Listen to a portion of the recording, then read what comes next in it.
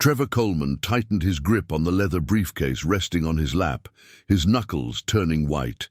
This first-class seat had cost him nearly 6 months of savings from gigs at local bars in Dallas, but it would be worth every penny if it helped him make the right connections. Nashville was waiting, and this was his big break. At 28, Trevor knew he was already pushing the age limit for new country artists in today's market. The industry wanted younger faces, voices that could be molded, personalities that hadn't yet hardened into stubborn habits.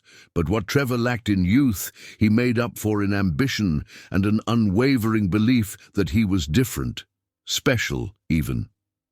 "Would you like something to drink before takeoff, sir?" the flight attendant asked, her practiced smile revealing nothing of what she thought of him, a lanky man in a brand-new Western shirt that still had creases from the packaging, expensive boots that had clearly never seen a day of ranch work, and a white Stetson that looked like it had been purchased yesterday. "Whiskey neat. Make it a double," Trevor replied, not bothering to look up from his phone where he was scrolling through Nashville venue websites. "And could you make sure it's top shelf? I don't do well with the cheap stuff." If you're enjoying this story so far, I'd love for you to subscribe to this channel and share your thoughts in the comments below. Where are you watching from? Your support means everything, and it helps these stories reach more people like you who appreciate a good tale with heart and meaning. Trevor looked around the first-class cabin, mentally cataloguing each passenger. His gaze stopped on an older man seated across the aisle and one row ahead. The man wore a simple plaid shirt, well-worn jeans and scuffed boots. A weathered cowboy hat sat low over his eyes, and as the man tilted his head, Trevor caught sight of silver hair at his temples. "Typical," Trevor muttered under his breath. "Probably some old rancher who hit it lucky on oil or cattle." The thought that someone so plainly dressed could afford first class while Trevor had nearly bankrupted himself for the ticket irritated him beyond reason. The flight attendant returned with his whiskey. Trevor took a large swallow, enjoying the burn in his throat. Liquid courage, that's what his father had always called it. Not that the old man knew much about courage, having abandoned Trevor and his mother when Trevor was just 7. "Excuse me," the older gentleman across the aisle asked the flight attendant in a soft, polite voice. "Could I trouble you for a pen? Seems I need to fill out this form." Trevor snorted loudly enough to draw attention. "First time flying first class, old-timer?" he called out, his voice carrying through the cabin. "They usually give you the pen when they check your ticket, but I guess they make exceptions for everyone these days." Several passengers glanced up, uncomfortable expressions crossing their faces. The older man simply smiled politely, thanked the flight attendant who quickly produced a pen, and returned to his paperwork. Trevor's irritation grew at being so easily dismissed. Who did this old man think he was? Probably some lucky nobody who'd never had to fight for recognition the way Trevor had. As the plane taxied for takeoff, Trevor pulled out his laptop and opened a folder of music files. He made sure his screen was visible to others nearby and played his latest demo loudly enough that those around him could hear it through his headphones. His foot tapped aggressively to the beat of his song, a generic but catchy blend of pop and country that he was convinced would be his breakthrough hit. Once they reached cruising altitude, Trevor decided to make his presence known. Networking was, after all, the reason he'd spent so much on this ticket. He removed his headphones and leaned toward a middle-aged woman across the aisle.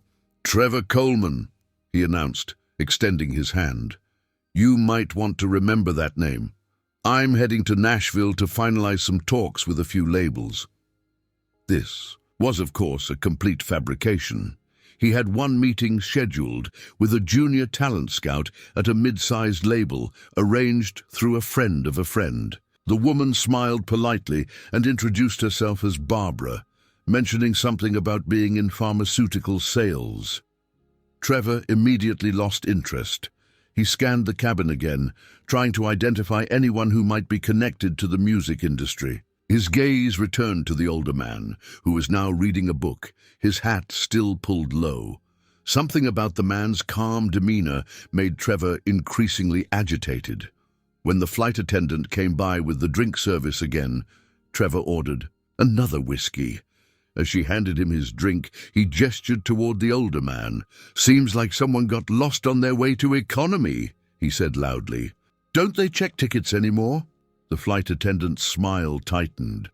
"Everyone in this cabin belongs here, sir," she said firmly before moving on. Trevor wasn't done. He stood up, ostensibly to retrieve something from the overhead compartment, and deliberately bumped the older man's elbow, causing him to spill his water. "Oh, sorry there, partner," Trevor said, not sounding sorry at all. "Didn't see you, those designer glasses not working for you?" He nodded toward the plain sunglasses the man was wearing indoors. The older man simply dabbed at the water with a napkin. "No harm done," he replied in a gentle Texas drawl. Trevor returned to his seat, satisfied that he'd made his point. Whoever this old-timer was, Trevor wanted him to know he didn't belong among successful people. As the flight progressed, Trevor continued his performance.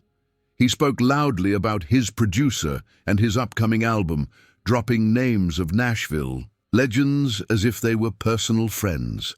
Most passengers ignored him, but he noticed a dark-haired woman a few rows back watching him with interest. She was well-dressed and professional-looking, exactly the type of industry connection he was. Hoping to make encouraged, Trevor raised his voice even more. "You know, the problem with country music today is all these old-timers who won't step aside.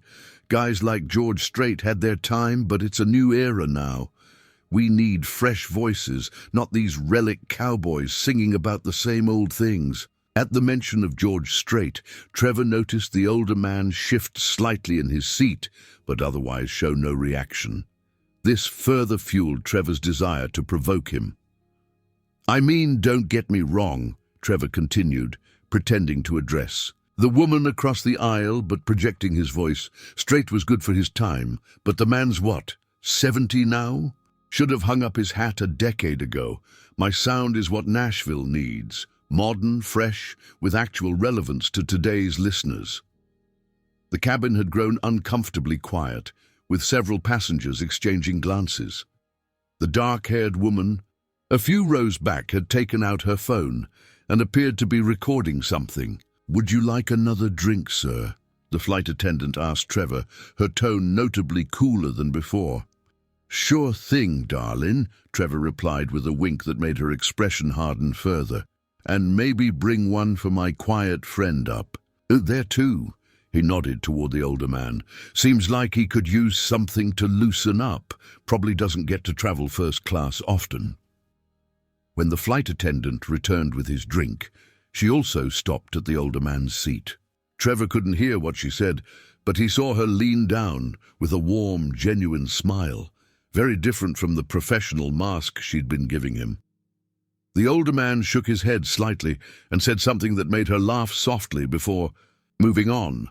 The interaction irritated Trevor beyond reason. He decided it was time to make a bigger impression. Unbuckling his seatbelt, he stood and made his way toward the lavatory at the front of the cabin, deliberately taking a route that would pass directly by the older man's seat. As he passed, Trevor stumbled slightly, an entirely manufactured motion, and bumped hard against the older man's shoulder, causing the man's sunglasses to fall onto his lap. "Whoa there, Grandpa," Trevor said loudly. "These aisles are for people who can actually walk straight." He looked around the cabin with a smirk, expecting appreciative chuckles from his fellow first-class passengers. Instead, he was met with stony silence and disapproving stares. The older man quietly picked up his sunglasses and placed them back, on revealing kind eyes for just a moment before they were hidden again. "No problem at all, son," he said calmly. "Happens to the best of us." There was something in the man's dignified response that further infuriated Trevor. Who was this nobody to be so condescending? Trevor Coleman was going to be a star, while this old-timer was probably heading to Nashville to visit grandchildren or something equally insignificant. Returning from the lavatory, Trevor deliberately bumped the man's seat. "You know," he said loudly enough for everyone to hear, "Nashville's not really for tourists anymore, especially older folks. It's a young person's town now, all about the hustle and the new sound. Guys like me are changing everything about country music." He leaned closer to the man. "Just some friendly advice. You might want to stick to the Country Music Hall of Fame. That's where all the has-beens end up anyway." He laughed at his own joke, ignoring how the temperature of the cabin seemed to drop 10 degrees with the collective frost from the other passengers. Back in his seat, Trevor noticed the dark-haired woman was still recording discreetly. Good, he thought. Maybe she was from a music blog or something. Any publicity was good publicity in his book.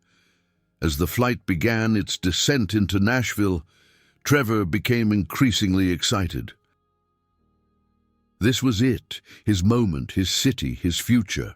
He pulled out his phone, ignoring the flight attendant's request to put it away, and began composing a social media post. "Landing in Music City to claim what's mine. Watch out, Nashville, Trevor. Coleman has arrived. Future legend. New country." The older man remained quiet, reading his book as if nothing had happened. This continued to bother Trevor. He should have gotten a reaction by now.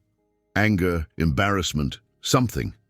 The man's calm demeanor was like a silent rebuke, and Trevor couldn't stand it. As the wheels touched down at Nashville International Airport, Trevor felt a surge of excitement.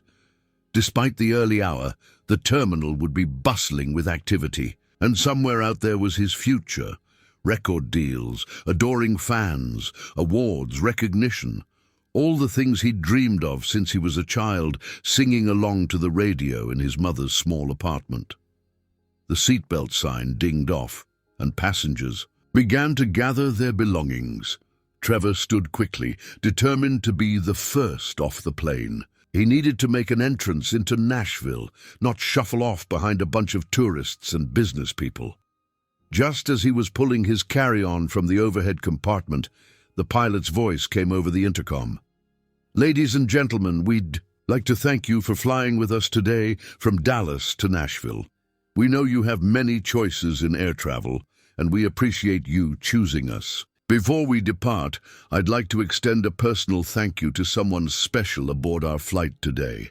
It's not every day we have the honor of flying a country music legend." Trevor froze, his bag halfway out of the bin. "On behalf of our entire crew, I'd like to thank Mr. George Strait for flying with us today. It's truly an honor to have the King of Country on board."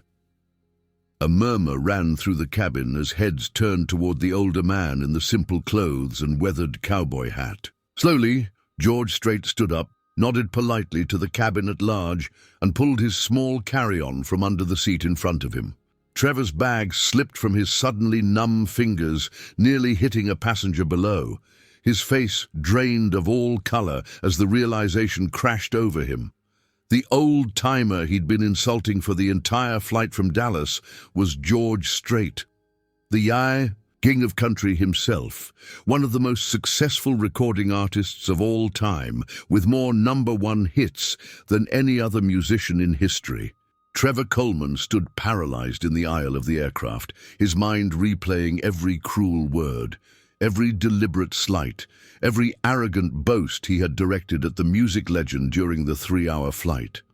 Around him, passengers were standing, to catch a glimpse of George Strait, their faces lit with admiration and excitement. Strait moved through the cabin with the easy grace of a man comfortable in his own skin. He stopped to sign a few autographs, took a photo with the flight crew, and tipped his hat to several elderly passengers who called out their appreciation for his music. The genuine warmth of his interactions made Trevor's manufactured charm seem all the more hollow by comparison. As George Strait passed Trevor in the aisle, their eyes met briefly. There was no anger in Strait's gaze, no vindictiveness, just A quiet acknowledgement and perhaps the faintest hint of pity. Somehow that was worse than any confrontation could have been. Trevor wanted to speak, to explain, to apologize, but his throat had closed up, and no words would come. "He's even more humble in person than I imagined," whispered a woman behind Trevor. True class doesn't need to announce itself. The words struck Trevor like physical blows. As the other first-class passengers began to deplane, no one would meet his eye. He had gone from being the self-proclaimed center of attention to a pariah in the space of a single announcement. Trevor was the last passenger to exit the aircraft, his earlier eagerness to be first into Nashville forgotten. As he stepped into the jetway, he saw a small crowd had already gathered at the gate. News of Strait's presence had somehow spread, and airport staff were clearing a path for him to exit discreetly. "Mr. Coleman?" A woman's voice cut through his daze. Trevor turned to see the dark-haired woman who had been recording during the flight. Up close, she was perhaps 40, with sharp, intelligent eyes and a professional demeanor that immediately put Trevor on edge. "Amanda Wilson, Universal Music Nashville," she said, extending a business card, but not her hand. "I believe we have something to discuss." Trevor's heart should have leaped at being approached by an executive from one of Nashville's top labels. Instead, it sank to somewhere around his knees. "Look, I didn't know who he was," he began desperately. Amanda's expression remained impassive. "That's actually worse, Mr. Coleman. It suggests you'd treat any older person with the same disrespect. You showed Mr. Strait." She held up her phone, displaying a video paused on an image of Trevor mockingly bumping into Strait. "The question now isn't whether you knew, but what happens next." Are you going to post that?" Trevor asked, his voice barely above a whisper. "That depends on you," Amanda replied coolly. "I have a car waiting. I suggest we continue this conversation somewhere more private." Trevor followed her through the terminal in a daze, oblivious to the bustle of the airport around him. Nashville International had been the gateway to his dreams in his imagination, the first step into a glorious future. Now it felt like he was walking the Green Mile. Amanda's company car was a sleek black SUV with tinted windows. As they pulled away from the curb, Trevor noticed George Strait being escorted to a much more modest vehicle several spaces down. No flashy limousine, no entourage, just a simple pickup truck and a driver who greeted Strait with a handshake rather than a bow. Even now, after all he'd achieved, the king of country moved through the world with understated dignity. "Do you know why George Strait is called the king of country, Mr. Coleman?" Amanda asked, breaking the silence as they merged onto the highway toward downtown Nashville. Trevor swallowed. "Because he's had more #1 hits than anyone else in history. 60 #1s, Amanda confirmed. "But it's more than that. In an industry where image often overshadows substance, George has remained authentic for over 40 years.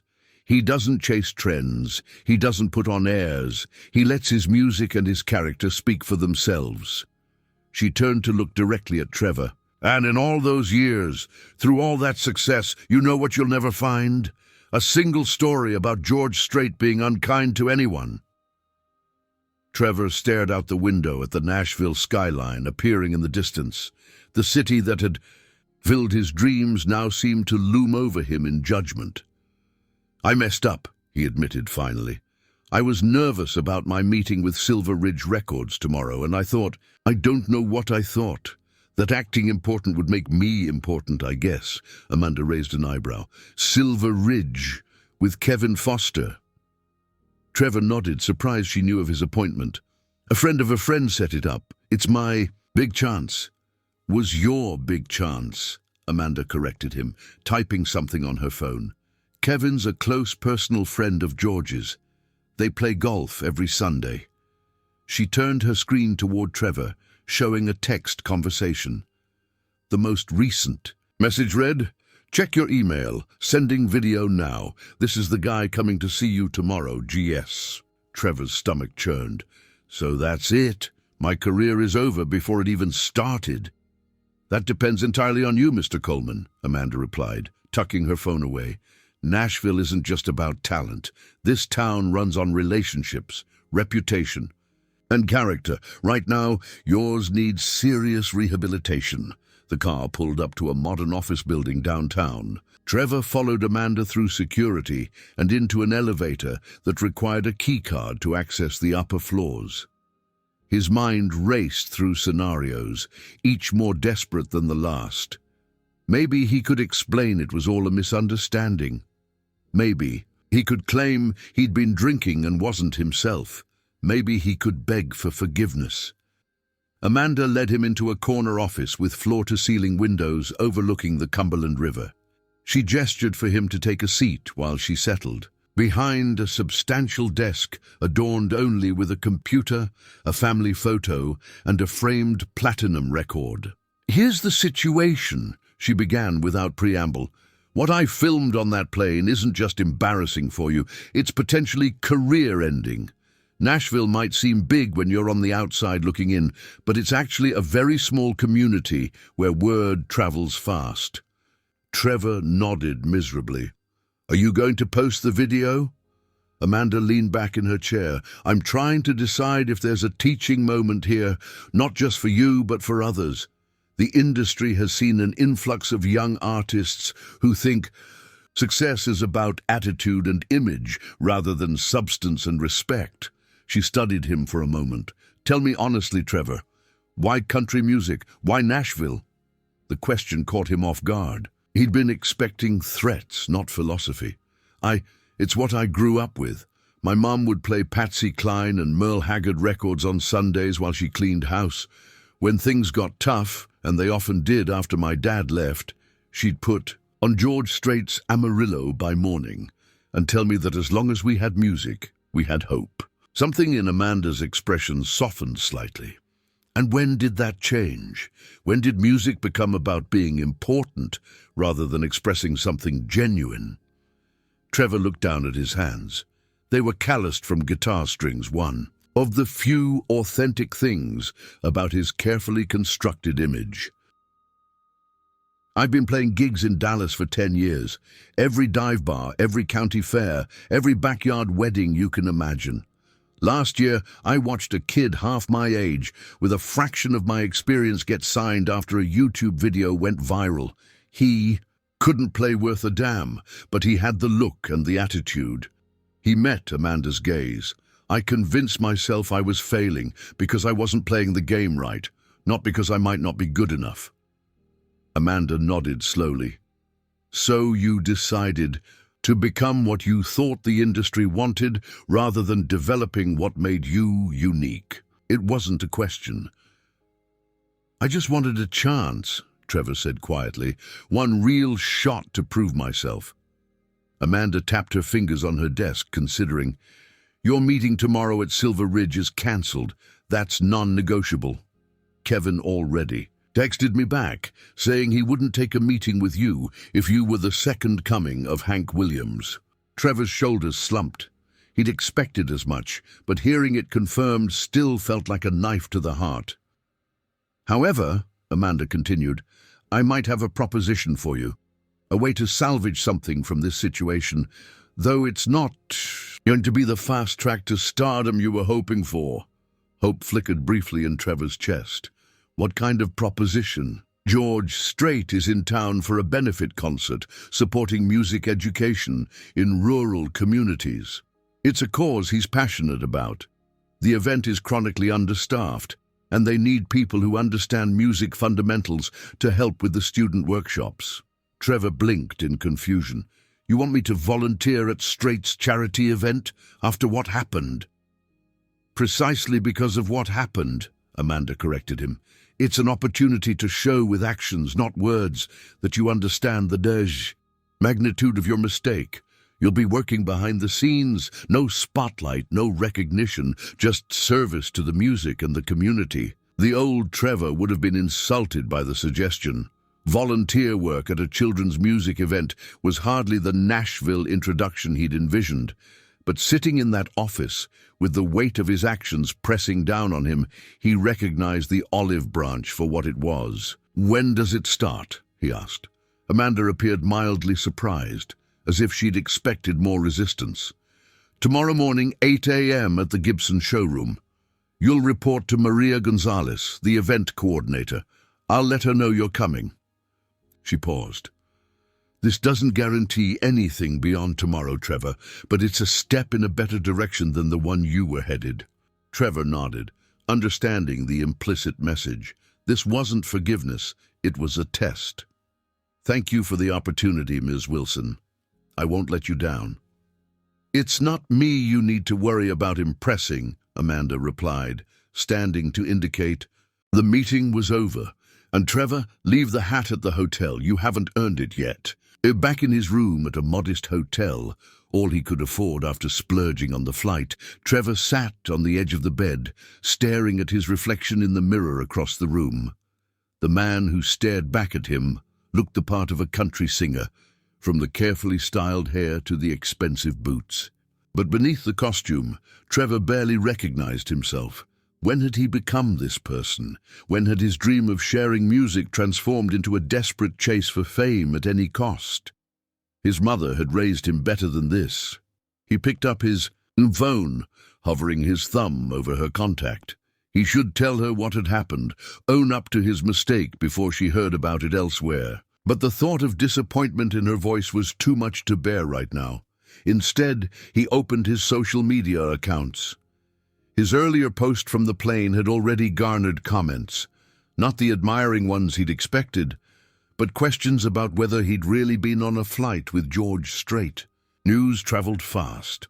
Soon enough, if Amanda decided to release that video, his name would be synonymous with disrespect and entitlement. With a deep breath, Trevor deleted the boastful post. Then, after a moment's consideration, he wrote anew. "On first day in Nashville, learning that the path to where I want to go might be longer and different than I imagined. Starting tomorrow with humility and an open heart." He put the phone down and picked up his guitar.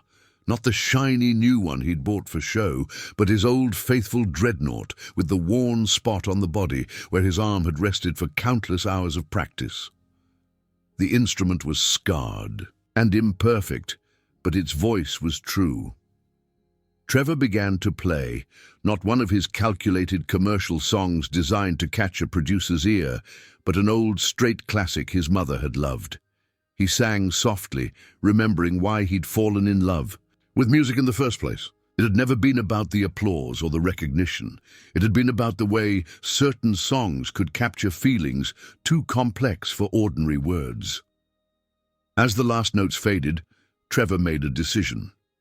Tomorrow would be about service, not self-promotion. He would leave behind the persona he'd created and try to rediscover the musician and the man he'd once aspired to be. Morning came too quickly. Trevor dressed simply, jeans, a plain button-down shirt, and his oldest, most comfortable boots. The white Stetson remained on the hotel room desk, a reminder of the person he wasn't going to be today. The Gibson showroom was already buzzing with activity when he arrived. Volunteers in bright blue T-shirts arranged chairs and instruments, while sound engineers tested microphones and speakers. A group of children, probably middle school age, watched with wide eyes as their bus unloaded outside. "You must be Trevor," said a woman with a clipboard, approaching him with a purposeful stride. Amanda called ahead. "I'm Maria Gonzalez, event coordinator." Her tone was professional but cool, suggesting that Amanda had shared at least some context for his presence. "Thank you for having me," Trevor said, meaning it. "Where do you need me today?" Maria handed him a blue volunteer shirt. "We're short on instructors for the beginner guitar workshop. Amanda mentioned you have solid fundamentals. Think you can teach 8th graders how to play a G chord without getting frustrated?"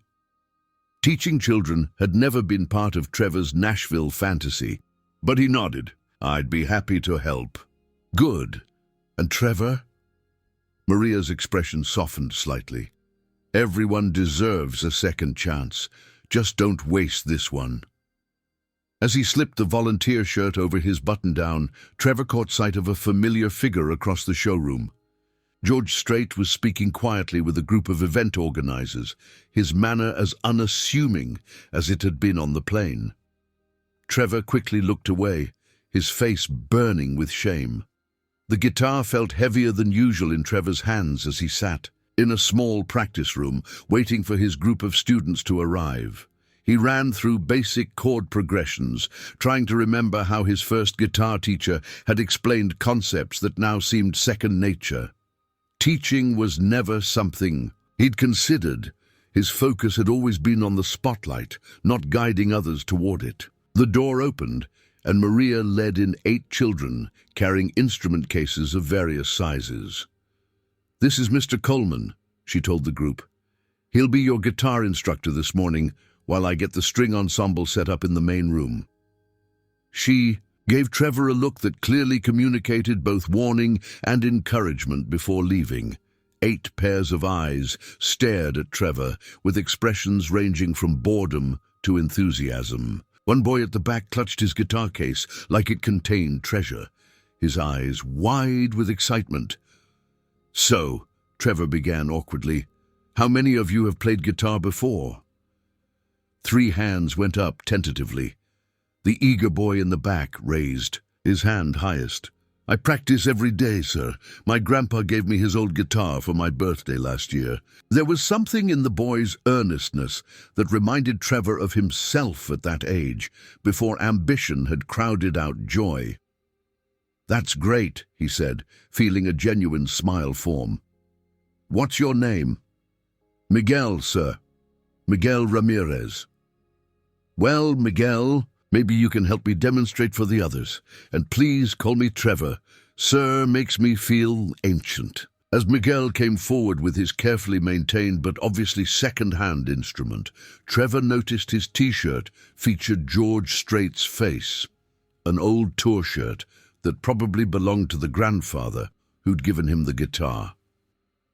For the next hour, Trevor found himself completely absorbed in teaching. He showed the beginners how to position their fingers for basic chords, demonstrated simple strumming patterns, and worked individually with each student. Miguel proved to be both talented and helpful, assisting his classmates with patience beyond his years. "You're good with them," a voice observed from the doorway as the students practiced a simple progression Trevor had taught them. Trevor looked up to find Amanda Wilson watching, her expression thoughtful. "They make it easy," he replied honestly. "They just want to learn. No agendas, no posturing." She nodded. "That's what George sees in these programs. Pure love of music, before the industry complicates things." She gestured for him to join her in the hallway. Outside, she handed him a bottle of water. "Maria says you're doing well. The kids respond to you." Trevor accepted the water gratefully. "I'm enjoying it more than I expected," he admitted. "Miguel, in there, has serious talent. Reminds me of myself at that age, except he's not trying to be anything other than what he is." "Speaking of which," Amanda said, checking her phone, "your video is starting to circulate." Trevor's stomach dropped. "You posted it?" "Not me," Amanda corrected. "Someone else on the flight recorded the interaction when you knocked into George. It hit Twitter an hour ago, and it's gaining traction." She held up her phone, showing a shakily filmed video of Trevor's most arrogant moment. Trevor watched, in horror, as his recorded self knocked George Strait's sunglasses off and made the sneering comment about Nashville being for young talent now. The caption read, "Wannabe country singer mocks George Strait on flight to Nashville, not realizing who he's talking to. Respect your elders." King of country. "How bad is it?" Trevor asked, his voice hoarse. "It's trending in country music circles," Amanda replied frankly. "Your name isn't attached yet, but it won't take long. The internet is good at identifying people." Trevor leaned against the wall, feeling lightheaded. I deserve whatever comes from this. Amanda studied him for a moment. Maybe, but deserving consequences and learning from them are two different things. She put her phone away. Finish your workshop. We'll talk after lunch. Trevor returned to the classroom with a heavy heart, but found himself drawn back into the moment by Miguel's enthusiastic questions about finger-picking techniques. For another hour, he lost himself in the simple joy of sharing knowledge, pushing aside thoughts of the social media storm brewing outside. When the lunch break came, Maria directed the volunteers to a green room, where sandwiches and drinks had been provided. Trevor filled a plate mechanically, finding a quiet corner to eat alone with his thoughts. He checked his phone and found several notifications from social media. People had indeed identified him from the video. Comments ranged from disappointed to viciously critical. "Mind if I join you?" Trevor looked up, nearly choking on his sandwich. George Strait stood before him, holding a plate and a can of Diet Coke. In person, away from the confines of the airplane, Strait seemed both more approachable and more imposing. A man comfortable with his legacy, but not defined by it. "Mr. Strait, Trevor began, standing up so quickly he nearly knocked over his chair. Strait gestured for him to sit back down. "Let's just talk like normal folks, all right?" he said, taking the seat across from Trevor. "Amanda told me you've been helping with the guitar workshop." Trevor couldn't meet his eyes. "Yes, sir. I'm trying to be useful." Strait nodded, unwrapping his sandwich with the practiced efficiency of a man who'd eaten countless meals on the road. "Heard you're good with the kids, especially young Miguel." "He's got a natural talent," Trevor said, amazed that he was having a conversation with George Strait about one of his students. "And he clearly admires you. He's wearing one of your tour shirts." Strait smiled. "His grandfather was my guitar tech for 15 years. Good man, salt of the earth. Retired a few years back to take care of his wife, but he still comes to shows when we're in Texas." Trevor felt even worse knowing that Miguel had a personal connection to Strait. "Mr. Strait, about what happened on the plane." Strait held up a hand. "I've been in this business over 40 years, son. You think you're the first person to misjudge me based on how I look? Happens more often than you'd think." "But I was deliberately cruel," Trevor said, the words painful to admit aloud. "Not just mistaken. I wanted to make myself feel important by putting you down." Strait considered this, taking a bite of his sandwich before responding. "Want to know something? When I was starting out, I worried about the same things you do, whether I was good enough, whether I'd get my break, whether someone would give me a chance." He pointed his soda can at Trevor. "Difference was, I had people around me who kept me grounded, reminded me why I was making music in the first place." Trevor thought about his mother, how disappointed she would be in his behavior. "I lost sight of that somewhere along the way," he admitted. "Happens to the best of us," Strait replied with surprising gentleness. "Question is, what are you going to do now?" Before Trevor could answer, Maria appeared at their table. "Sorry to interrupt, George, but we need you for the sound check. And Trevor, your afternoon group will be here in 15 minutes. Strait stood, gathering his lunch trash. "Think about what I asked, son. Because that video's out there now, and how you respond to it will say more about you than the mistake itself." He clapped Trevor on the shoulder once before following Maria. Trevor sat alone, Strait's words echoing in his mind. The legend could have destroyed him with a word, could have thrown him out of the event, could have publicly condemned him. Instead, he'd offered something that looked remarkably like a second chance. When Trevor checked his phone again, his heart sank. The video had indeed gone viral, with music blogs picking up the story. Someone had identified him by name, linking to his music profiles and upcoming Nashville showcase dates. The comments were brutal, with many people suggesting his career was over before it began. Taking a deep breath, Trevor opened his social media account and began typing. No excuses, no justifications, just the truth. By now, some of you have seen a video of me behaving terribly towards someone who turned out to be George Strait. What you saw was the worst version of me, arrogant, insecure, and cruel. I could blame nerves or pressure, but the truth is simpler. I was wrong. I'm spending today learning what true character in this industry looks like, and I have a long way to go. He hit post before he could second-guess himself, then turned off notifications and returned his phone to his pocket. Whatever happened next, he needed to focus on the children who would be looking to him for guidance this afternoon. The second workshop went more smoothly than the first, with Trevor finding an unexpected comfort in teaching. These young people didn't care about his social media presence or his Nashville connections. They just wanted to learn how to make music. Their enthusiasm was contagious, their joy when mastering a difficult chord transition more rewarding than any applause Trevor had received in years. As the day progressed, Trevor found himself moved from workshop to workshop, helping where needed. He tuned instruments for the string ensemble, carried equipment for the sound engineers, and even spent an hour organizing sheet music for the evening's performance. Each task, no matter how small, felt purposeful in a way that his frantic networking attempts never had.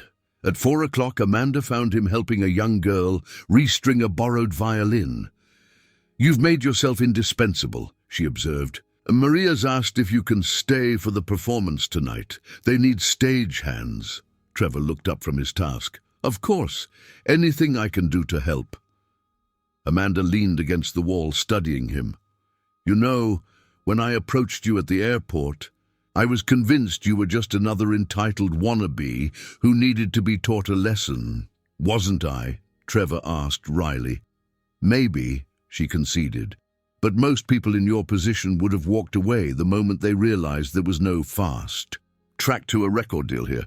You stayed, you worked, you connected with these kids." Trevor tied off the last string, testing its tension, before handing the violin back to the waiting girl. "I needed the reminder of why music matters," he said simply. "Thank you for giving me that chance." Amanda's expression softened slightly. "Don't thank me yet. Check your social media lately." Trevor shook his head. "Turned off notifications after I posted my apology. Figured I'd deal with the fallout later." "Smart move," Amanda replied. "Because it's quite a storm." Trevor winced. "That bad?" "Different kind of storm than you might expect," Amanda said, showing him her phone. Trevor's apology post had thousands of comments and shares. While many were still critical, a surprising number expressed respect for his honesty. What caught Trevor's attention, however, was a response from George Strait's official account. "We all make mistakes. What counts is what we learn from them." Looking forward to hearing what this young man creates when he remembers why he started making music in the first place. He defended me?" Trevor asked, stunned. "That's George," Amanda said simply. 40 years in this business, and he's never forgotten what it's like to be young, scared and desperate for a chance. She put her phone away. "Don't waste this opportunity, Trevor. Not many people get the king of country in their corner after the stunt you pulled." Trevor nodded, speechless with gratitude and shame in equal measure. "I won't," he promised. "Whatever happens with my music career, I won't forget this lesson." As the afternoon turned to evening, the Gibson showroom transformed for the benefit concert. Volunteers arranged chairs, sound technicians finalized their setups, and the young musicians prepared to perform alongside professional artists who had donated their time to the cause. Trevor found himself assigned to backstage duties, helping with instrument changes and making sure each performer had what they needed before going on. From his position in the wings, he could see the audience filling in, parents, teachers, donors, and music industry professionals there to support music education. The children performed first, showcasing what they had learned in just one day of intensive workshops. Trevor felt an unexpected pride watching Miguel confidently lead his guitar group through a simple but lovely arrangement of Amarillo by Morning, Strait's classic hit and a fitting tribute to the man who made the event possible. As the student performances concluded, the professional segment of the concert began. Nashville session musicians, chart-topping songwriters, and established artists took the stage one after another, each performing a song or two before introducing the next act. The camaraderie among them was palpable, reinforcing what Amanda had told Trevor about the industry being built on relationships. Between acts, Trevor worked efficiently, handing out water bottles, adjusting microphone stands, and ensuring the stage transitions went smoothly. No one in the audience knew who he was, and there was freedom in that anonymity. For once, he wasn't trying to be noticed. He was simply serving the music and the moment. During a brief lull, Trevor found himself standing next to Miguel, who was watching the performances with rapt attention from the wings. "You did great out there," Trevor told him quietly. "Your grandfather would be proud." Miguel beamed. "He's actually here tonight. He drove all the way from San Antonio to see me play." He pointed to an older Hispanic man seated near the front who was speaking animatedly with George Strait between sets. "Grandpa says Mr. Strait is the real deal, the same person on stage as he is off it." "Your grandpa is a wise man," Trevor said, watching the easy interaction between Strait and his former employee. "You should listen to everything he tells you about music and character." Miguel nodded solemnly. "He says success isn't about being famous. It's about being respected by people you respect." He looked up at Trevor curiously. "Are you going to play tonight too?" Trevor shook his head. "No, Miguel. Tonight I'm just here to help others shine." A stagehand signaled frantically to Trevor, indicating that the next artist needed a different microphone setup. Trevor squeezed Miguel's shoulder once before hurrying to assist, his heart lighter than it had been in years, despite the uncertainty of his future. As the concert neared its conclusion, Maria approached Trevor with an unreadable expression. "We need your help with something," she said, leading him to a quiet corner backstage. To Trevor's surprise, Amanda and George Strait were waiting for him. "Trevor," Strait said without preamble, "I'm closing the show with a few songs, and one of my guitarists has come down with food poisoning.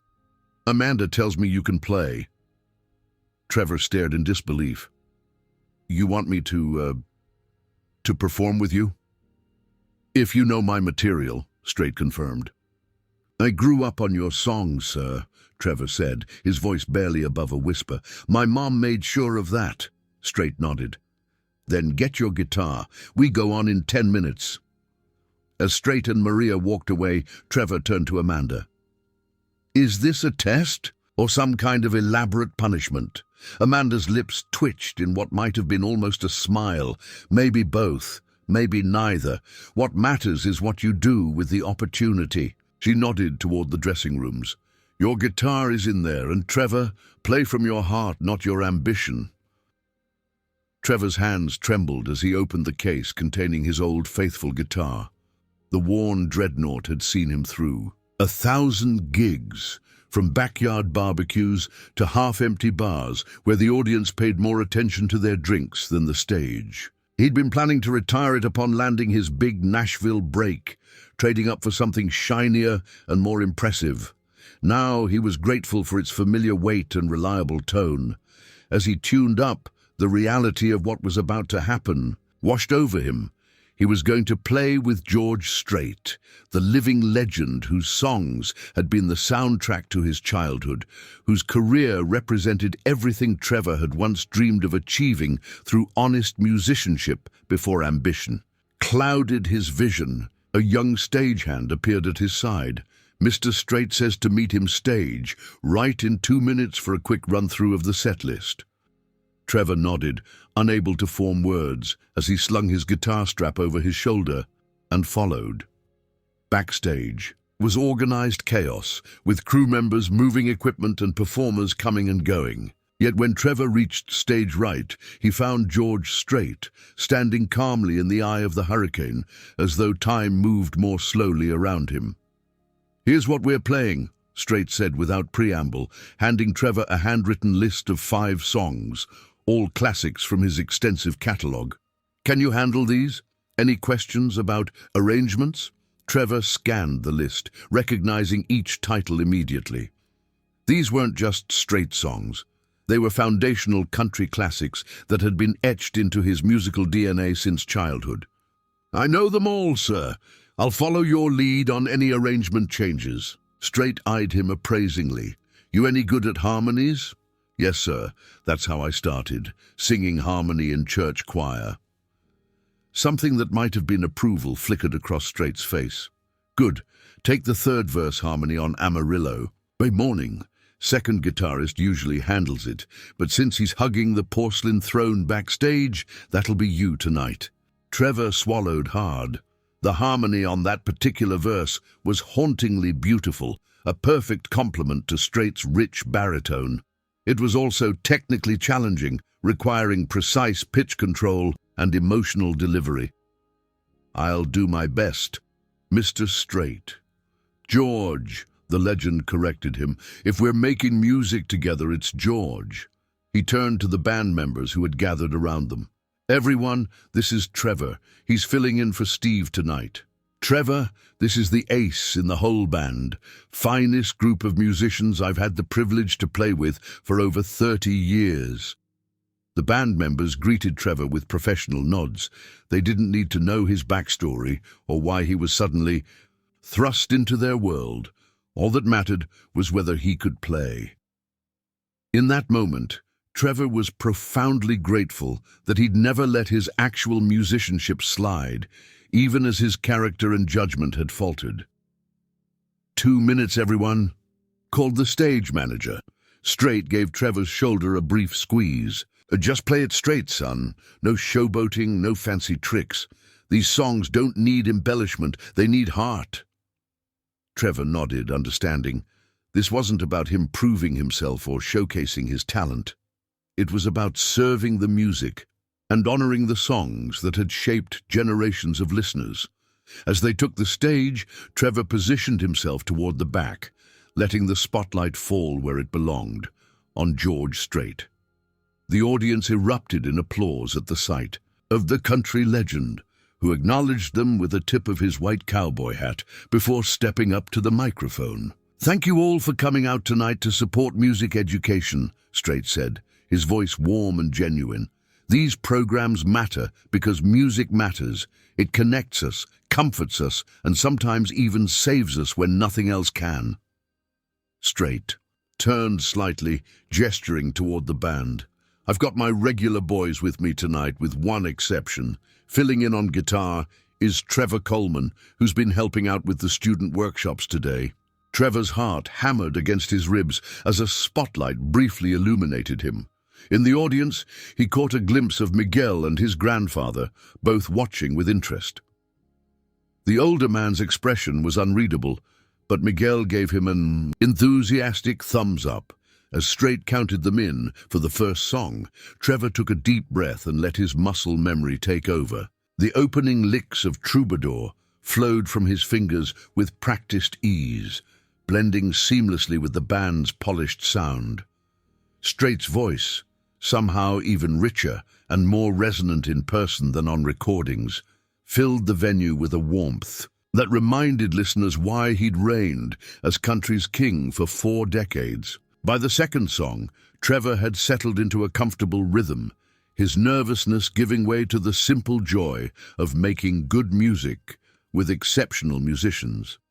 He watched Strait's subtle cues, adjusted his playing to complement rather than compete with the lead guitarist, and found himself smiling genuinely for what felt like the first time in years. When they reached Amarillo by Morning, the 4th song in the set, Trevor's heart skipped a beat. This was the moment of truth, the harmony he'd been entrusted with. As Strait introduced the song, explaining that it had special significance for the evening's young performers who had played their own version earlier, Trevor mentally rehearsed his part one last time. The song began with its iconic fiddle intro, achingly beautiful in its simplicity. Strait's voice carried the first two verses, painting the picture of a rodeo cowboy's nomadic life with quiet dignity. As the third verse approached, Trevor stepped closer to his microphone, catching Strait's subtle nod. Then they were singing together, Strait's weathered baritone carrying the melody, while Trevor's tenor provided the harmony that lifted the verse to transcendent heights. I ain't got a dime, but what I got is mine. I ain't rich, but Lord, I'm free. Something extraordinary happened in that moment of musical connection. Trevor wasn't performing anymore. He was communicating, expressing something genuine and heartfelt through the medium he'd loved since childhood. Tears pricked at his eyes as he realized how far he'd strayed from this essential truth. Music wasn't about being seen, it was about being heard. Not just the notes, but the soul behind them. When the song ended, the audience's applause seemed to come from miles away. Trevor barely registered it, still caught in the moment of clarity that had washed over him during the harmony. Strait glanced over his shoulder, giving Trevor a brief nod that contained more genuine approval than any standing ovation Trevor had ever received. The final song in the set was Love Without End, Amen, Strait's beloved ballad about unconditional love, passed from father to son to everyone we encounter. As Trevor played the familiar chords, he thought of his own father's absence, of his mother's unwavering support, and of the man he wanted to become, someone worthy of the second chance he was being offered tonight. When the song concluded, Strait introduced each band member individually, giving the audience a chance to show their appreciation. And filling in tonight on guitar and vocals, Trevor Coleman, Strait said, gesturing toward him. Appreciate you stepping up, son. The applause was polite but unremarkable. Trevor was, after all, an unknown quantity to this audience, yet it felt more authentic than any validation he'd sought through posturing and pretense. He'd earned this moment through musicianship and humility, not manipulation. As they exited the stage, the band members gave Trevor friendly nods of approval. Nice work on that harmony, the fiddle player told him. Clean playing, too. Before Trevor could respond, he felt a hand on his shoulder. George Strait stood beside him, expression thoughtful. Walk with me a minute, he said, leading Trevor toward a quiet corner backstage. Heart pounding, Trevor followed. Was this the moment the other shoe would drop?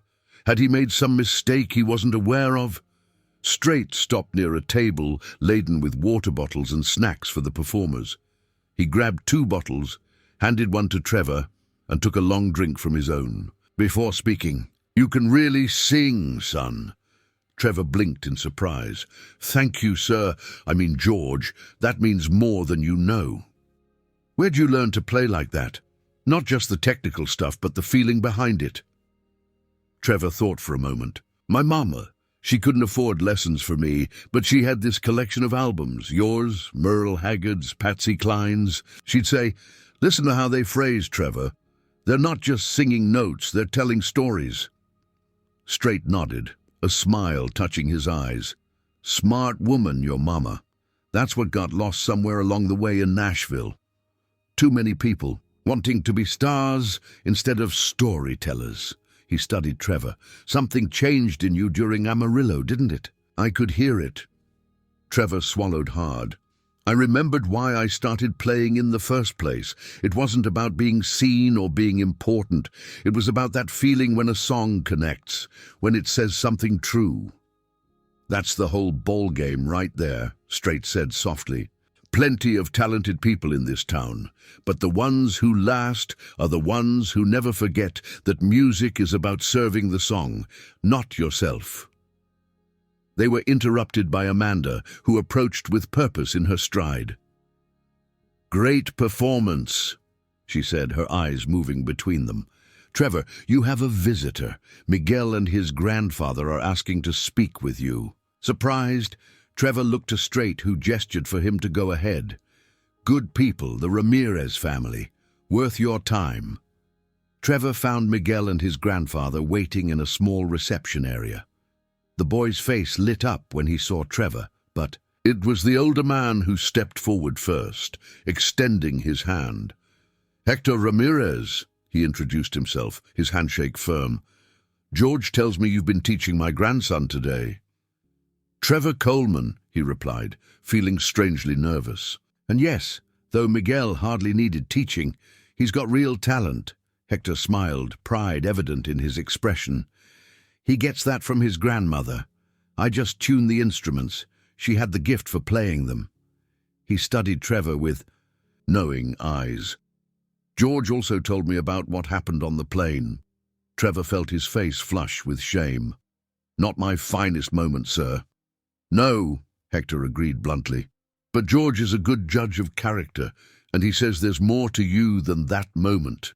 He glanced at his grandson, who was chatting excitedly with another young performer nearby. "Miguel says you were patient with him, that you talked about music like it matters." "It does matter," Trevor said quietly. "I lost sight of that for a while, chasing success instead of meaning. Today was a reminder of what's important." Hector nodded slowly. "I worked with George for 15 years, know what made him different from other artists. He never changed who he was to fit what the industry wanted. The industry changed to accommodate him because his authenticity connected with people." Trevor absorbed this, seeing the parallels to his own situation, how he'd tried to reinvent himself into what he thought Nashville wanted rather than developing his authentic voice. "I run a small recording studio in San Antonio now," Hector continued. "Nothing fancy. Mostly local Tejano bands and singer-songwriters who need demos, but it's honest work with real music." He pulled a card from his wallet. "If you're interested in getting back to basics, give me a call. Could use someone with your ear for harmony and your guitar skills." Trevor accepted the card, stunned by the unexpected offer. "Thank you, sir. I don't know what to say." "Say you'll think about it," Hector replied. "Sometimes a step back is really a step forward." As Miguel and his grandfather said their goodbyes, Trevor stood holding the business card, turning it over, in his fingers thoughtfully. San Antonio wasn't Nashville.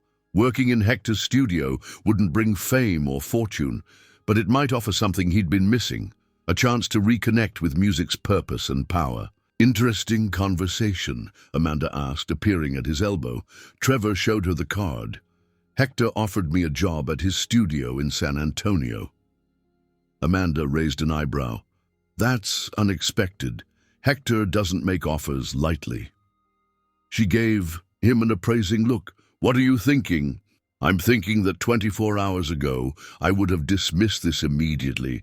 San Antonio isn't the big time. It's not where stars are made." "And now?" Amanda prompted. Trevor pocketed the card carefully. "Now I'm wondering if maybe I need to redefine what success looks like to me." He met her gaze directly.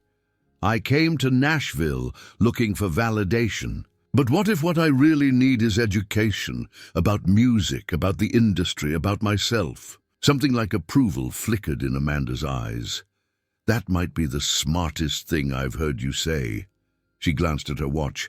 "Listen, there's a small gathering after this, just the performers and some industry folks. George asked if you'd join us." Trevor's surprise must have been evident because Amanda actually laughed, a warm, genuine sound he wouldn't have thought her capable of yesterday. "Don't look so shocked," she said. "You stepped up today. You did good work with those kids. And you played solid backup for George without trying to steal the spotlight. That's noticed in this business." As Trevor followed Amanda to the post-show reception, he felt oddly calm. Yesterday, being invited to mingle with Nashville music executives would have sent him into a frenzy of networking calculation. Now, he found himself simply grateful for the chance to learn from people who had built careers on substance rather than style.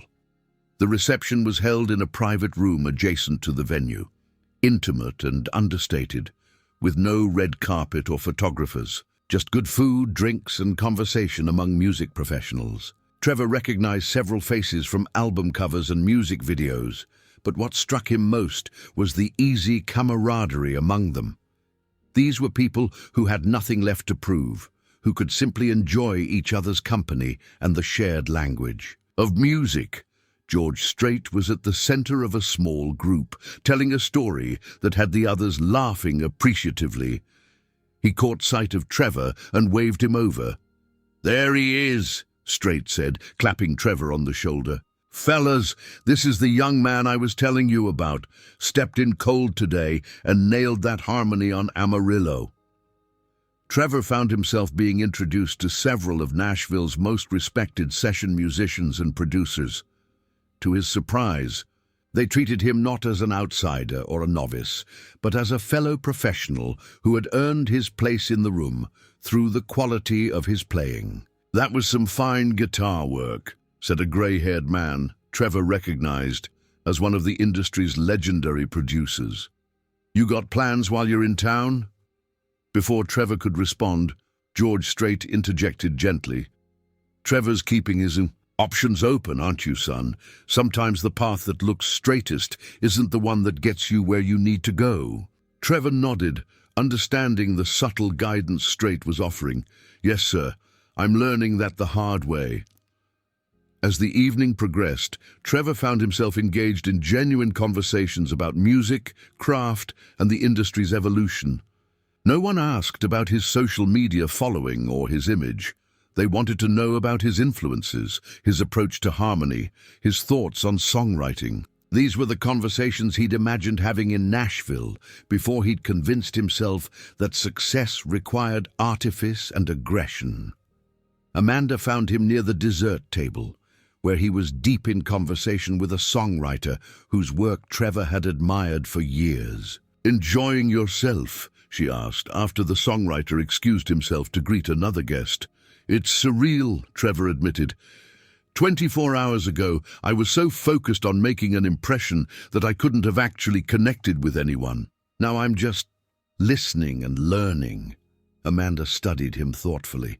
"You know, when I first saw that video of you on the plane, I was ready to write you off completely. Thought you were just another entitled wannabe who needed to be taught a lesson.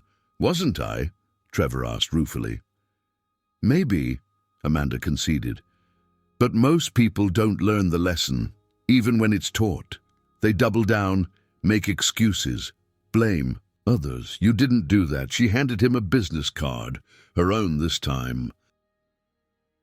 "I don't know what you'll decide about Hector's offer or your next steps, but when you figure out what you really want to say with your music, not what you think the industry wants to hear, but what you need to express, give me a call. Genuine voices are rare in this business. I'd like to hear yours when you find it again."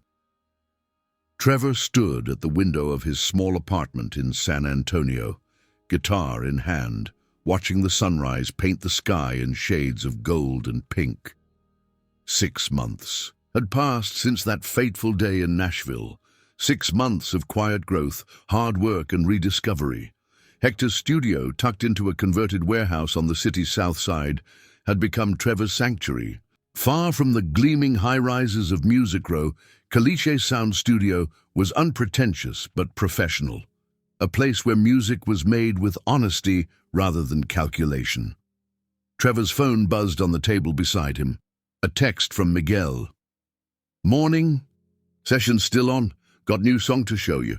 Trevor smiled as he typed his response. Miguel had blossomed under their weekly mentoring sessions, his natural talent enhanced by dedication and growing confidence. Teaching had become one of Trevor's unexpected joys, passing along not just technique, but the love of music itself. Unburdened by commercial concerns, the coffee maker gurgled its completion as Trevor set down his guitar and moved to the kitchen. His apartment was modest by any standard. One bedroom with just enough space for his instruments, books, and the basics of living. It was a far cry from the luxury condo he'd envisioned for himself in Nashville, but the simplicity suited him now. Living within his means as a studio musician and teacher meant no desperate scramble for fame, no compromise of his slowly recovering integrity. As Trevor sipped his coffee, he scrolled through the day's schedule on his phone. The morning would bring a session with a Tejano band recording their debut album, good musicians with deep roots in the San Antonio music scene. In the afternoon, he'd work with Miguel, then join a songwriters' circle at a local venue where he'd become a regular. In the evening, he'd be playing backup for a visiting Austin singer-songwriter whose music Trevor genuinely admired. It wasn't stardom, but it was a music life, honest, sustainable, and increasingly satisfying. The old Trevor would have called it settling. The Trevor who'd emerged from his Nashville humbling recognized it as something else entirely, a foundation, a place to rebuild his musical identity on firmer ground than ego and ambition. His phone rang, Amanda Wilson's name appearing on the screen. Despite her busy schedule, she'd maintained occasional contact over the months, checking in on Trevor's progress with what seemed like genuine interest. "Morning, Amanda," he answered, setting his coffee down. "Trevor," her voice sounded, as crisp and professional as ever, but with the warmth that he'd come to recognize beneath her business-like exterior. "How's life in the trenches?" "Good," he replied honestly. "We're cutting tracks for Ramirez y Los Rebeldes today. They're going to surprise some people when this album drops." "That's what I've been hearing. Word gets around, you know.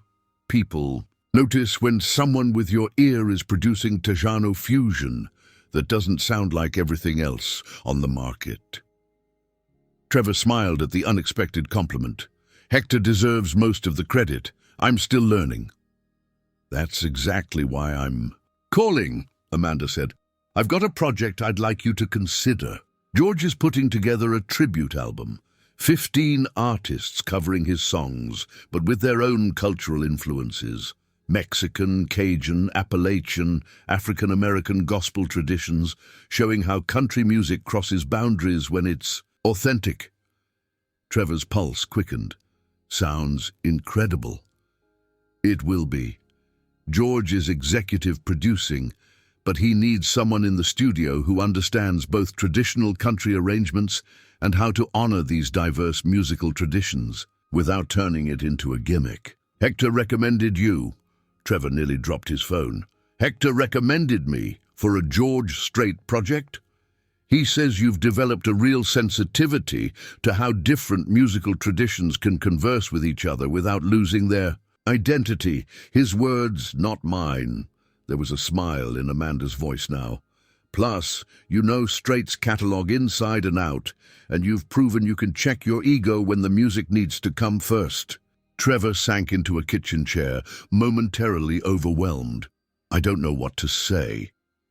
"Say you'll fly to Nashville next week to meet with George and the team. Listen to what we're thinking. Share your ideas. See if it feels right." "Nashville," Trevor repeated, a complex emotion welling up inside him. Amanda seemed to sense his hesitation. "It's not the same Nashville you were chasing before, Trevor. Or rather, you're not the same man who was doing the chasing." After ending the call, Trevor sat quietly, processing the unexpected opportunity. Returning to Nashville, the site of both his greatest humiliation and his most important awakening, filled him with trepidation, yet the project itself spoke to everything he'd come to value over these months of musical reinvention. His introspection was interrupted by another text from Hector. "Talked to Amanda. You should do this. Ready for the next step." Trevor texted back, "Why did you recommend me? So many more experienced producers out there." Hector's response came quickly. "Because you learned the hardest lesson already. Music first, ego last. Technique can be taught. Humility has to be earned." When Trevor arrived at the studio an hour later, Hector was already there, meticulously positioning microphones for the Tejano band's horn section.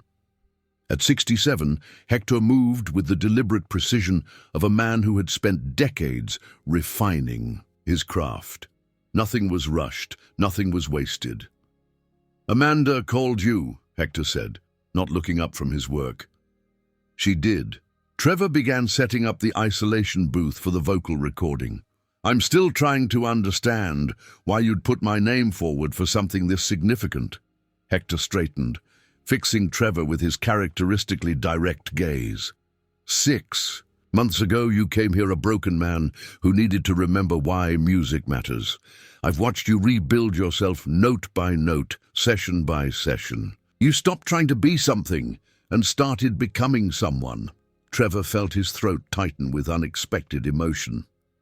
"The Trevor I met that first day couldn't have handled this project," Hector continued, too concerned with how it would advance his career.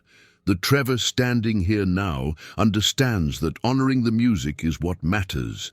That's exactly what this project needs." "What if I'm not ready?" Trevor asked quietly. "Nobody's ever ready for the opportunities that change their lives," Hector replied with a gentle smile. "But George Strait doesn't make musical decisions based on sentimentality. If he's considering you, it's because he sees something worth developing." Throughout that day's recording session, Trevor found himself working with a new level of focus and clarity as he guided the band through take after take, offering suggestions that emphasized the distinctive elements of their sound rather than pushing them toward mainstream conformity. He realized how much he'd learned at Caliche Sound, not just about engineering and production, but about cultural humility, about recognizing that great music could emerge from traditions very different from his own. That evening, after the studio had emptied and twilight descended on San Antonio, Trevor returned to his apartment and pulled out the notebook he'd started keeping shortly after arriving in Texas. Unlike his earlier songwriting efforts, which had been calculated attempts to craft radio-friendly hits, these pages contained something more personal. Reflections, fragments of melody, honest attempts to process the journey he'd been on since that day on the plane. One song in particular had been taking shape over the past few months. Trevor had been hesitant to finish it, uncertain if he had the right to tell this story. But tonight, with the prospect of Nashville and the Strait project before him, the final verses seemed to reveal themselves with surprising clarity. He titled it simply, "King's Lesson." As Trevor worked through the song, a humble acknowledgement of pride before a fall and the unexpected grace of being offered a second chance, he thought about how differently he now viewed the concept of success. 6 months ago, success had meant acclaim, adoration, and affirmation of his specialness. Now it meant something at once simpler and more profound, the privilege of participating in music that mattered, that connected, that told truth in a world hungry for authenticity. The following week found Trevor walking through the Nashville International Airport with a very different mindset than his previous arrival. Gone was the strutting confidence and calculated image. In their place was a quieter self-assurance born of months of genuine musical growth and personal reflection. No one recognized him, no heads turned as he made his way to the exit. The anonymity felt not like failure, but like freedom. Amanda was waiting in the arrival area, her expression warming at the sight of him. "Welcome back," she said, giving him a brief but genuine hug, a gesture that would have been unthinkable during their first encounter. "You look different." "Feel different," Trevor replied simply as they walked to her car. "Nervous about seeing George again?" Amanda asked as they merged into the Nashville traffic. Trevor considered the question. Not nervous exactly. Grateful, I guess. Without that moment on the plane, without him giving me a chance I didn't deserve. At the benefit concert, I'd still be chasing the wrong things, Amanda nodded. George has that effect on people, not through preaching or judging, just by being exactly who he is, decade after decade. She glanced at him. "The project meeting isn't until tomorrow. Thought you might want to stop somewhere first." 20 minutes later, They pulled up outside a retirement community in a quiet Nashville suburb. Trevor raised a questioning eyebrow. "There's someone here who's been asking about you," Amanda explained, as she led him through the tastefully appointed lobby to an inner courtyard where several elderly residents were enjoying the spring sunshine. Trevor stopped short when he saw the man in the rocking chair, his snow-white hair thinner than when Trevor had last seen him, but his eyes just as sharp and knowing. Martin Daniels, the veteran musician from the airport shop, was reading a book that he set aside with careful deliberation as they approached. "Well, look who finally found his way back," Martin said, his voice frail but his smile genuine. "Amanda's been keeping me updated on your progress." Trevor shook the older man's hand gently, noting how Martin's fingers, though bent with arthritis, still bore the calluses of a lifetime of stringed instrument playing. "Mr. Daniels, I didn't expect—" "Call me Martin, son. I think we're past formalities." He gestured for them to sit in nearby chairs. "Amanda tells me you've been working at Hector Ramirez's studio. Good man, Hector. One of the best ears in Texas." "You know Hector?" Trevor asked, surprised. "Played with him back in the 70s when he was touring with Ricky Skaggs. Music world smaller than you think." Martin's eyes twinkled. "Also hear you might be involved with George's new project." Trevor nodded, still processing the connections that had apparently been working in his life without his knowledge. "If the meeting goes well tomorrow?" "It will," Martin said with quiet certainty. "George doesn't waste time on maybes." He leaned forward slightly. "Brought something for you. Been saving it." He nodded toward Amanda, who retrieved a package from her bag and handed it to Trevor. Inside was a vintage songbook, the heart of American music, folk traditions that shaped a nation. The volume looked well used, its pages marked with handwritten notes in the margins. "That book taught me that all American music is fusion music," Martin explained. "Nothing pure, nothing untouched by other traditions. Country, blues, jazz, gospel, they're all conversations between cultures, between experiences." He tapped the book in Trevor's hands. "That's what George's project is really about. Not just covers, but understanding how the same song can speak. Different truths when sung through different historical experiences." Trevor handled the book reverently. "I can't accept this. It's too valuable." Martin waved away his protest. "Books are meant to be read, songs meant to be sung. Knowledge hoarded is knowledge wasted." His expression grew serious. "Just promise me something. When you're working on this project, remember, you're not just making entertainment. You're participating in a cultural dialogue that's been going on for generations." As Trevor and Amanda drove toward his hotel later, the songbook safely tucked into his bag, he thought about the web of connections that had shaped his journey, how his lowest moment had somehow connected him to people who could guide him toward a more authentic expression of his musical gifts. "I underestimated you," Amanda said suddenly, breaking the contemplative silence in the car. "When we first met, I thought you were just another ego in a cowboy hat who needed to be taken down a peg." Trevor laughed softly. "You weren't wrong." "No, but I didn't see what else might be there beneath all that posturing." She glanced at him. "George did, though. Said you had good hands and better ears, and that sometimes people just need to be reminded of who they are, beneath who they're trying to be." They arrived at Trevor's hotel, not the luxurious downtown accommodation he'd imagined for himself in his previous Nashville fantasy, but a comfortable, unpretentious place that suited the person he was becoming. "Meeting's at 10 tomorrow. Strait's office," Amanda reminded him as he gathered his bag. "Get some rest, and Trevor, bring your guitar. George mentioned he'd like to hear that song you've been working on." Trevor's head snapped up in surprise. "What song?" Amanda smiled knowingly. "Hector says you've been writing something special, something honest. Called it King's Lesson, I believe." Trevor felt a flutter of anxiety. The song was personal, vulnerable, everything his previous Nashville songs hadn't been. "It's not finished," he hedged. "The best songs never really are," Amanda replied. "They keep revealing new meanings over time. That's how you know they're true." That night, in his quiet hotel room, Trevor pulled out his guitar and the weathered notebook containing King's Lesson.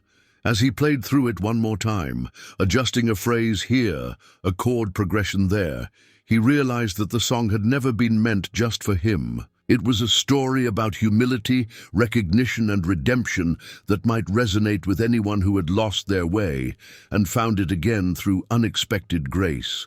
The next morning dawned clear and bright. Trevor dressed simply, clean jeans, boots, polished but not flashy, a button-down shirt that his mother had given him before he left Oklahoma. No costume, no calculated image, just Trevor Coleman, musician and work in progress. Strait's office was located in a converted historic home in a quiet Nashville neighborhood, elegant but understated, much like the man himself. As Trevor approached the entrance, guitar case in hand, he paused for a moment of quiet reflection.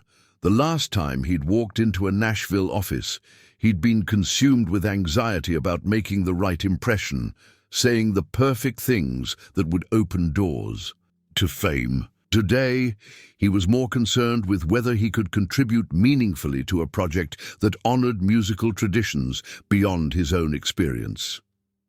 George Strait greeted him in the office lobby, extending his hand with the same unassuming warmth he'd shown at the benefit concert. "Good to see you, Trevor. Amanda says you've been doing good work down in San Antonio." "Trying to, sir," Trevor replied, the honorific coming naturally despite Strait's previous invitation to use his first name.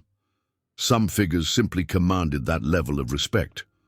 "Come on back," Strait said, leading Trevor through a hallway adorned with platinum records and concert photographs chronicling an unparalleled career. "I got some folks I want you to meet."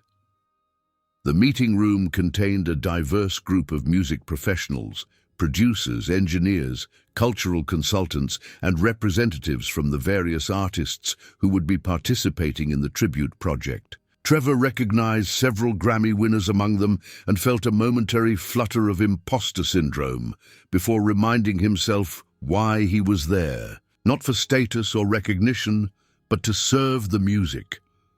As the meeting progressed, Trevor found himself drawn into sophisticated discussions about arrangement, cultural sensitivity, and the balance between honoring Strait's original recordings and allowing the covering artists to bring their unique perspectives. To his surprise, his suggestions were received with genuine interest and consideration, particularly when he shared insights gleaned from his work with San Antonio's Tejano musicians.